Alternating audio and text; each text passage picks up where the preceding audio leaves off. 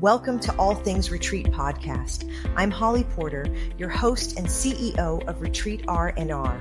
With over 25 years of experience in designing transformative retreats, I'm here to share insights and inspiration to help you create extraordinary experiences. Whether you're a pro or just starting out, you'll find valuable ideas here. Enjoy the ride. Let's dive in. Hello, everyone. Welcome to the show today. We're going to have a great experienced retreat leader in our presence. So I want you, if you're, of course, if driving or walking or something like that, you can't grab a paper and pen. But if you're just hanging out listening to this, you might want to have one handy because our guest has a lot of knowledge and she's been doing over 35 years of experience in what she's doing. Her name's Patricia Long. She's a renowned retreat expert, guiding leaders and visionaries to step into profound life-changing experiences. She has led over 185 international retreats and workshops, and that's a lot. She's a uniquely qualified transformational coach and psychotherapist who combines a lifetime of experience as performing artist, drama therapist, sound healer, and musician. With a compassionate approach and touch of humor, Patricia empowers individuals to release limitations, ignite their creativity, and claim their sovereign. Okay, I'm going to butcher that name. I'm going to have to edit this. So, how do you say that? Sovereignty? Sovereignty. Okay, let me say that again.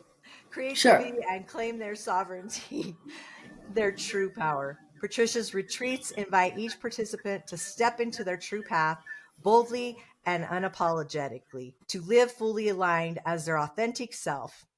Welcome to the show, Patricia. Oh, thank you so much for having me. I'm excited. Yeah, no, we're happy to have you here. I love when we get retreat leaders that have been in this industry for a while. Our guests listening are anywhere from aspiring to currently doing retreats, or maybe they're seasoned and they're just looking for a fresh outlook, some fresh ideas, because we all need to keep up with the times and keep our ideas fresh. Don't you agree? Oh, absolutely. So much changes during your creative life or just your regular life that things are always in process, evolving.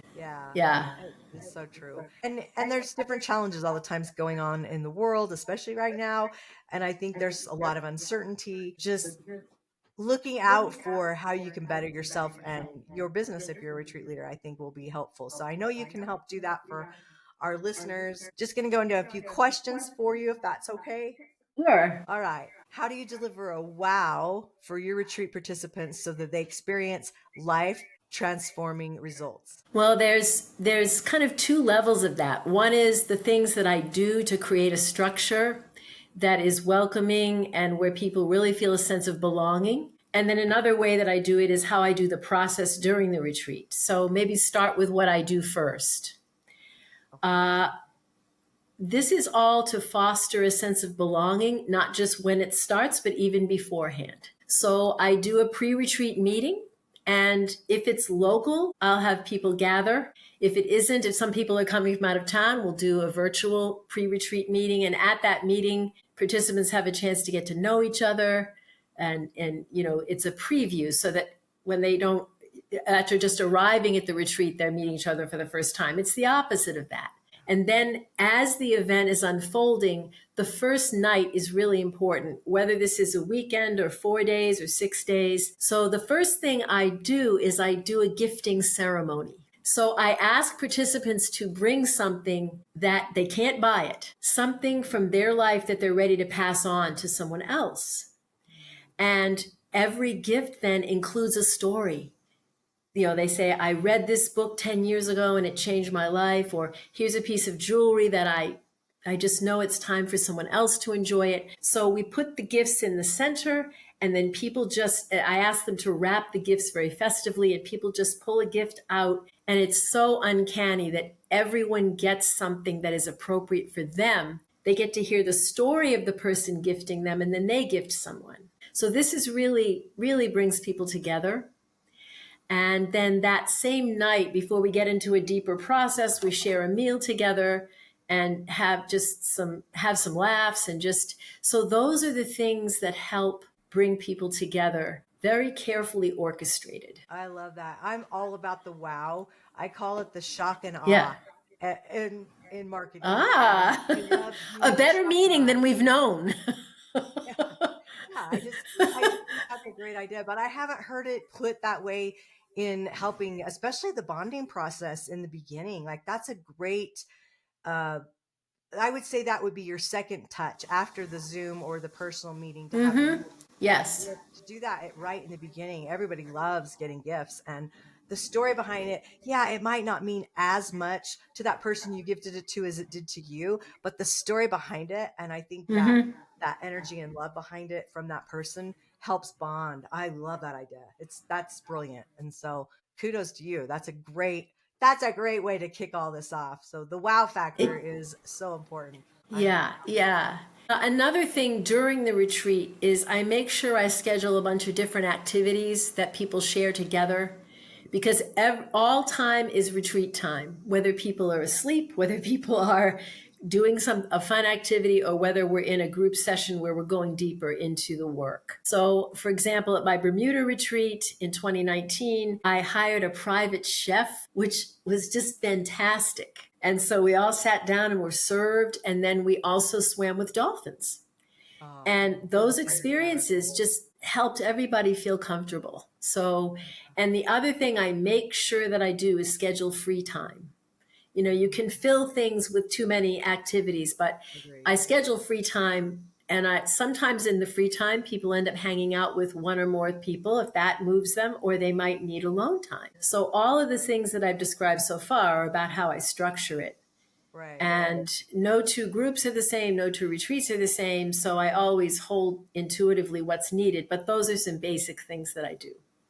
I love that. I'm really big in personality profiling. And I think another thing with that space that you're holding would be great to know if they're an introvert or extrovert ahead of time too. Because like if you have three-fourths of your people introverts, you're going to know that space, how important and coveted that space is.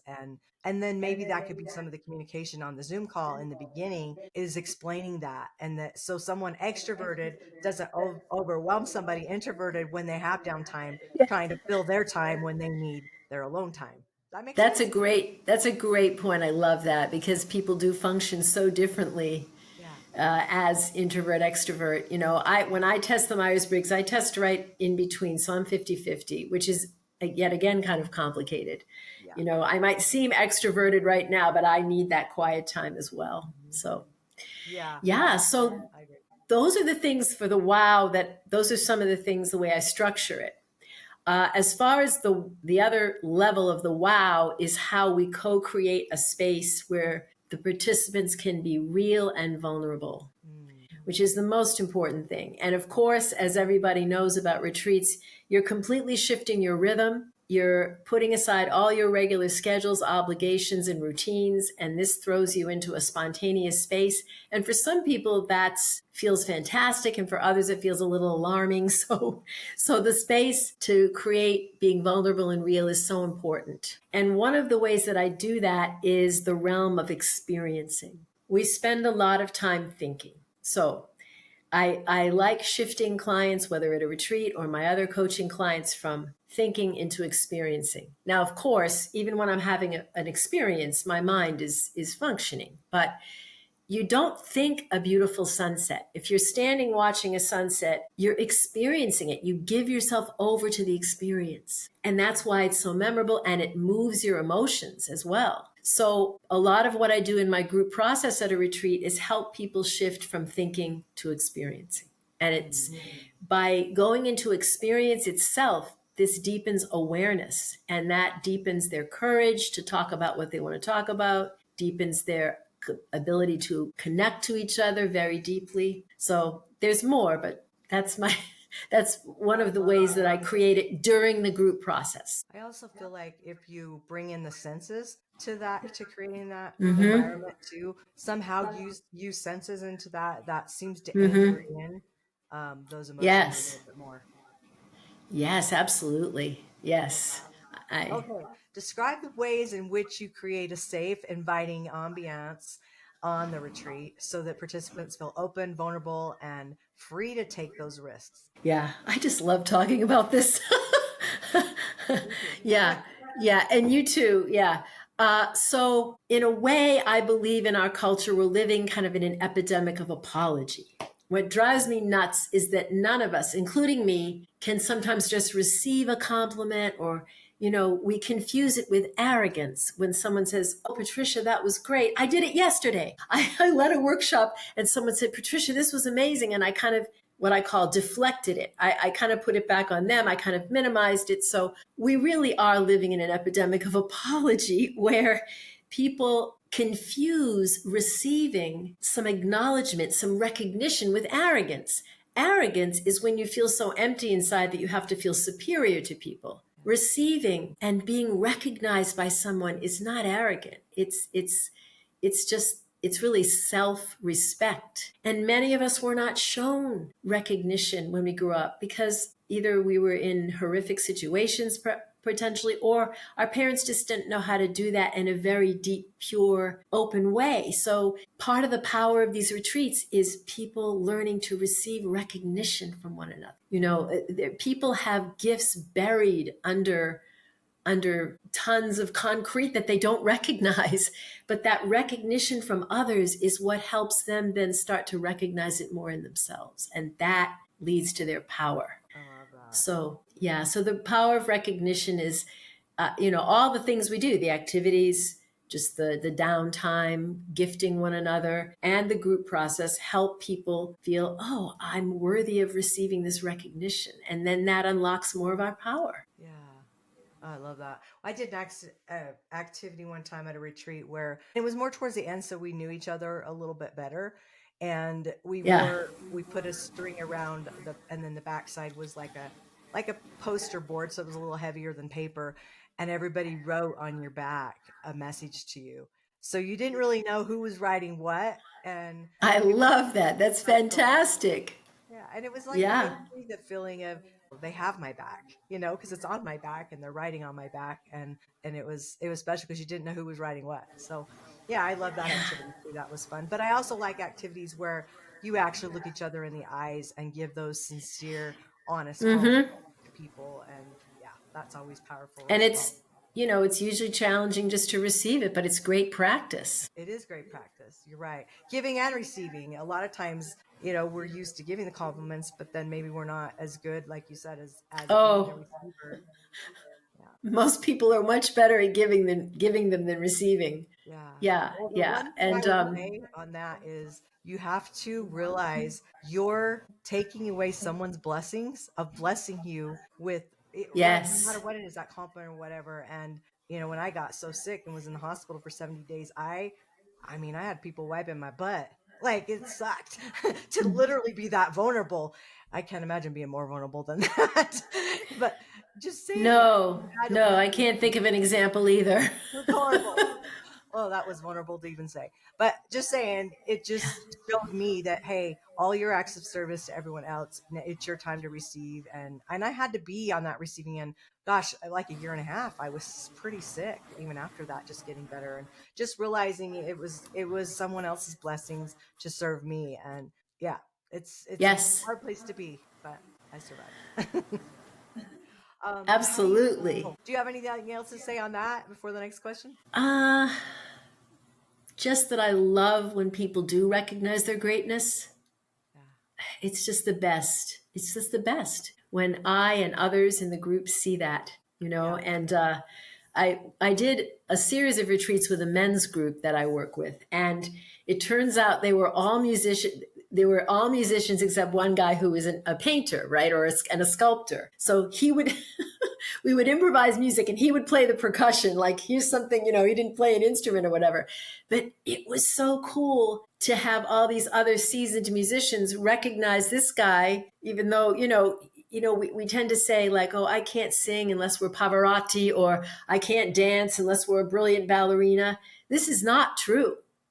Or our sound is what it is and our bodies are what they are. So have the recognition come that way, because in our culture, we're so dependent on being perfect or being an expert at something, and we associate that with our worth. So I just love that spontaneity where people recognize each other's gifts without being masters of anything necessarily. True. Yeah. So worth it. I love it. Well, how do you create the theme for a given retreat that you do, and how do you integrate the theme as it unfolds, the retreat? This is the fun part. Basically, I contemplate or I meditate, knowing who the group's going to be, and a theme kind of arrives. I heard Paul McCartney talking about how he writes a song once, and he said, "I'm just sitting there, and a melody kind of arrives." And that I think that's what inspiration is. It's a bit mysterious. We have our own ideas, and then something comes through. So I create the theme that way, and it can be anything from something sounding more serious to something sounding like one of my themes was I saw this road sign, bumps ahead. And that's life, right? So the retreat theme was a picture of the road sign that said caution, bumps ahead, makes you laugh, but it's also true, right? The theme of my first retreat that I ever gave on my own after doing a lot of collaborative was the next step to freedom, because I felt that was going to galvanize everybody to be curious and want to know more. So the theme comes through, then I do some writing about it. Now, how it gets integrated, that's the fun part, because sometimes it flies under the radar and people were attracted to the retreat because of it, but nobody even mentions it. And other times people end up talking about it and how they relate to that. So it's different with every event. Yeah. Do you always pick a different theme for every retreat, or do you have like kind of a structure that you follow? Once in a while, I've done, like, if it's the same group, I've done this theme, episode 1, episode 2, episode 3. And other times, it just depends on the chemistry of the group. I do have some retreat groups that have been meeting with me for long periods of time. I have one group has met with me since 2018, all the way through the pandemic. Now we meet in person, and then everyone gets to follow everyone's life journey. It's just Oh, amazing. Yeah. wow. Well, and the support probably through the pandemic just made everybody closer because we were all hanging Yeah. on to anything online. That was our whole life at the time. So, Yeah, it really was. So yeah, so that they have all these different ways of connecting this same group from 2018 on. Yeah. oh, yeah, that's probably a great container that you've created for a special group of people. That's Yeah, awesome. they're amazing. They're amazing. A few people dropped out and then there was this core group that stayed together. So, Have you added new people, or are you just keeping that core group separately? um I have a few groups that have been going for a while. It seems that my work is either meeting people for a particular event or following people on their path, walking beside them, so to speak. Yeah. So the groups I have going, I haven't added to that. And I have a monthly group where I've changed the composition of it. But the retreat groups, the ones I have that are long standing, no, that it's been a core group for one supporting each other. I love it. Yeah, that's great. All right, next question. What do you offer participants post retreat to build on the experience of the community that has been created during the event? Yeah, that's so profound because everyone wants to belong and loves community. So my Bermuda retreat in 2019 is still, it started as a monthly group and we had a few follow-up sessions where they would do some writing and share with each other. Then they stayed together and they're still together and they meet with me once a month. So this November, it will be 6 years for the Wow, post-retreat group. Yeah. that's amazing. And sometimes it's a shorter project where people want to follow up and, for a few sessions. And so it depends on the group need and it depends on kind of what gets inspiring to me to offer for them. But it happens to be a women's retreat. These women that came to Bermuda, they have followed each other since the retreat with all the breakthroughs that happened during the retreat. And they've watched how each of them has surmounted so many obstacles and claimed so much fulfillment and breakthroughs. And so they've all been watching each other do that. Well, it's amazing to get to me. I call it the rest of the story. I have a lot of things that That, just you follow people and you always want to know. I mean, because otherwise you just like end the retreat, it's over, and then it's like, where's the connection that you had there? And yep, people love yep, to know they were part of that journey. They saw the breakdown, and now they're seeing the breakthrough, yes, and now they're seeing the end result. yes, And people need those cheerleaders, and I think a retreat is such a great place to create those cheerleaders for each individual person. definitely. Oh, yeah, yep. I love that. Well, do you have any other words of wisdom that you would share with a retreat leader? I mean, these were great tips, and ideas. Thank you. Yeah, I just think the important thing is no two groups are alike, no two events are alike. Of course, there's certain things that I plug in on a practical level, but just trusting your own creativity and your own heart as to where to guide people, and that just knowing no two are the same is really important. Like any creative process, I think, in the creative process there's always changes and shifts, and it depends on, and even moment to moment there are. So to see that as freedom, creative freedom, I think is so important. And it's just helping people honor one another and honor themselves. And don't forget about the silly either. The times we're living in, one might even feel a little guilty to feel joy right now with so much that is happening on this planet and all around us. But joy is so important to cultivate. And so I just seems naturally in these events, there's joy. Even if people are doing deeper work that's more serious and dealing with old wounded places, keep the joy going. Don't let it get too serious. Because we all need that. Sorry. I said my mom's name was Joy, so that's one Oh, of my favorite words. that's great. And when I had when I had my spiritual awakening 40 years ago, laughter was a huge part of it. I was raised to be very serious, and I had to spend years getting out of that suppressed, serious place. And after the initial awakening, I had this laughing fit and I couldn't stop laughing. And I had never felt energy moving through my body like this. I couldn't stop it. It was so powerful, and I couldn't stop the laughter. And as I was laughing, everything was expanding and opening, including my heart. And for the next 6 months, I had these laughing fits once in a while, and that I couldn't stop. And every time I did, I felt this opening. And one time at my meditation center, this man came up to me and said, "Were you serious as a child?" And that's when I got it, that there's a divine intelligence that understands what we need. And this laughter was exactly what I needed to stop being so serious and uptight and suppressed. So keep the joy going in these events. Yeah. Well, and I hear find something to laugh about every day out of that.